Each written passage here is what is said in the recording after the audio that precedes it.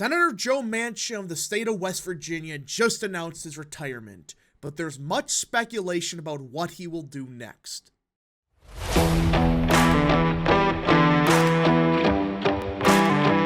What is up, people of the internet? It is me, Real American, back again with a new video. And today, it is time that we talk about not only the 2024 senatorial elections, but even the 2024 presidential election. Because everyone, we got some breaking news. Senator Joe Manchin of the state of West Virginia has just announced his retirement. However, this, in my opinion, wasn't the biggest part of the video, which it's kind of important for the Senate. Obviously, Joe Manchin was in a absolute critical state, and he was probably going to lose anyways. But during the video, he made a very unique remark about how he was going to do a bunch of events across the country to gauge a potential presidential bid, or he didn't say exactly presidential bid, but he said a movement. What does that sound like to you? Guys, Joe Manchin may in fact run for president or be on the presidential ticket for No Labels somehow. Things could get very interesting very fast, but first, before we continue with today's video, I hope you enjoy these type of videos.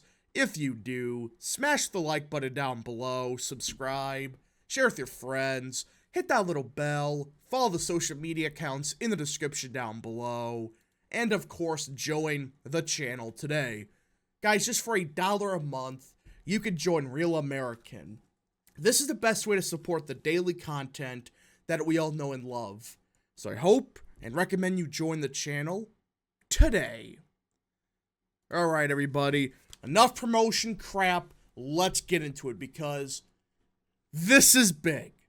And like I said, during the retirement video, there was a very interesting tease that we'll get to in a second, but first, let's get into the article.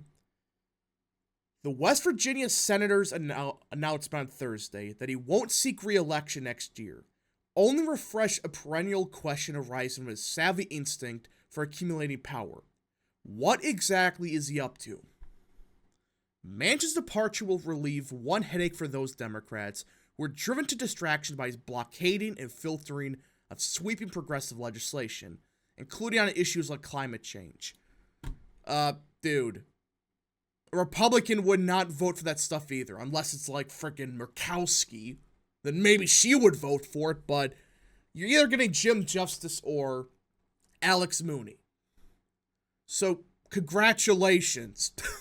If you're celebrating the fact that Manchin retired as a Democrat, hey, not looking too good or bright at that point, because Joe Manchin's the only Democrat that could even potentially win West Virginia. He is. What are you gonna do, run a progressive that's gonna lose by 50 again? Give me a break. But it will cause his party First, it could make Democrats' already tenuous hold on the Senate even shakier. Second, the announcement immediately stoked speculation that Manchin is mulling a third-party presidential bid. That's right, everybody. This is the big part of the video that, when you dissect what he said, I'm going to do a bunch of events across the country to gauge the support for a movement. What does that sound like to you? When he is the co-chair of No Labels, or at least somebody very important to it. And for those that don't know what No Labels is, it is a centrist party that has a lot of financial backing, mind you. And they've been saying for a while they're going to run a unity ticket. Like a Larry Hogan and a Joe Manchin type. Funny enough, both of them are all but saying they may run next year. At the same time, the same day, Larry Hogan reiterated, I'm considering a run for president, or something on the lines of that. Just, very interesting that both of them are in charge, or at least have involvement, with the No Labels party. That's why people are starting to think there's more to this video than just, oh, I'm retiring from the Senate. Manchin's decision to quit Washington comes as a formidable potential Republican challenger, Governor Jim Justice, leads in both primary and general election polls. If the GOP captures the seat, it will complete the Mountain State's total political transformation from one of the deepest blue bastions of the Union into one of the reddest and pushed once thriving species of conservative rural state Democrats closer to extinction. Yeah. Say what you will about Manchin, but at least he is kind of moderate compared to Dems. I'll give him that, but for those that think, oh, he's a conservative Dem, he still votes like 80% of the time with Biden or 90%. It's like a real conservative Dem from 15 years ago. They would have voted like 10% of the time with Biden or 20. Not 85, 90% or whatever it was. Manchin's decision likely reflects a view that he won't be able to secure re-election. And if Manchin can't win in the MAGA stronghold of West Virginia, it's impossible to believe any Democrat can. Yeah. And progressives are deluding themselves. You're not winning with a progressive candidate. And it's like them saying we got to primary out Jared Golden. Go right ahead. Be my guess. Because guess what? Golden's another fake moderate, but he only one that could win that seat in Maine second. Go ahead. Primary him. I think he's in trouble anyways, but still.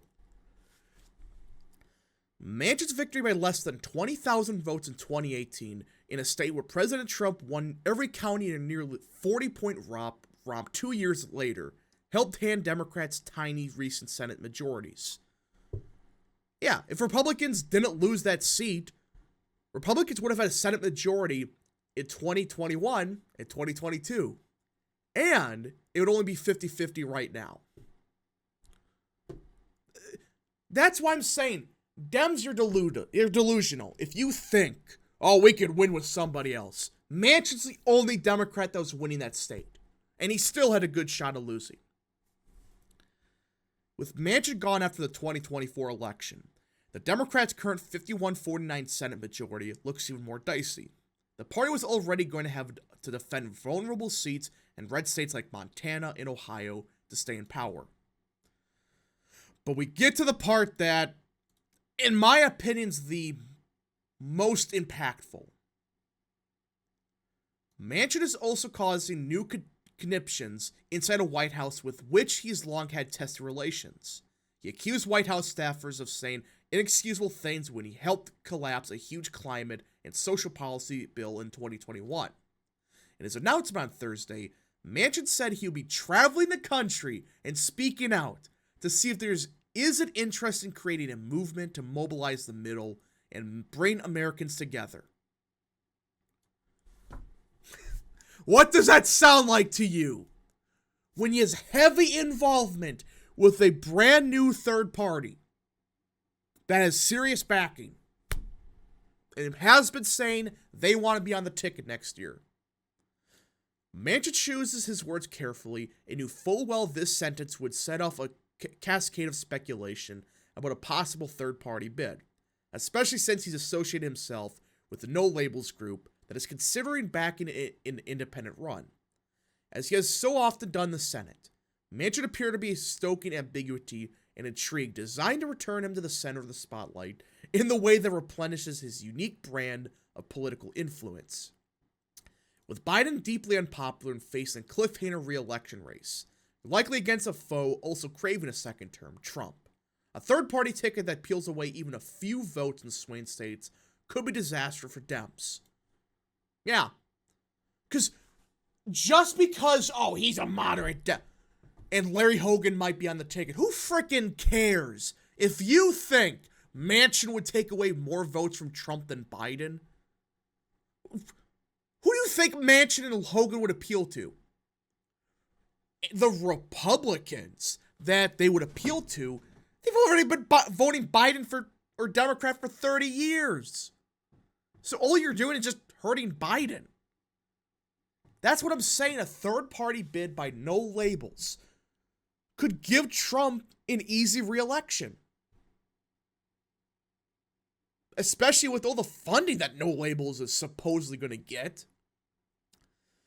Manchin jolted Democrats in July when he traveled to New Hampshire to take part in the launch of a No Labels common sense platform on immigration, healthcare, gun control, and the economy. He built anticipation for his visit by telling CNN's Manu Raju at the time that I've never ruled out anything or ruled in anything, and dodged questions over whether an independent presidential ticket could seriously hurt Biden in a race against Trump. Even before Manchin's Thursday announcement, the chances of a volatile election that could scramble the two-party calculus were rising. RFK running as independent. You also got Cornel West, Jill Stein's involved, and it's a mess. But now you may have somebody that could have hundreds of millions of dollars behind him in Joe Manchin, with already a very strong party structure from everything I know. Apparently they are on the ballot in most states, or at least the critical ones right now. Critics of a third-party presidential campaigns often decry them as ego trips from candidates who have no chance of victory, but who could siphon away sufficient votes in battlegrounds to have an outsized impact on who becomes president. Well, that's not necessarily true. Look at Ross Perot. Ross Perot debunks this thinking.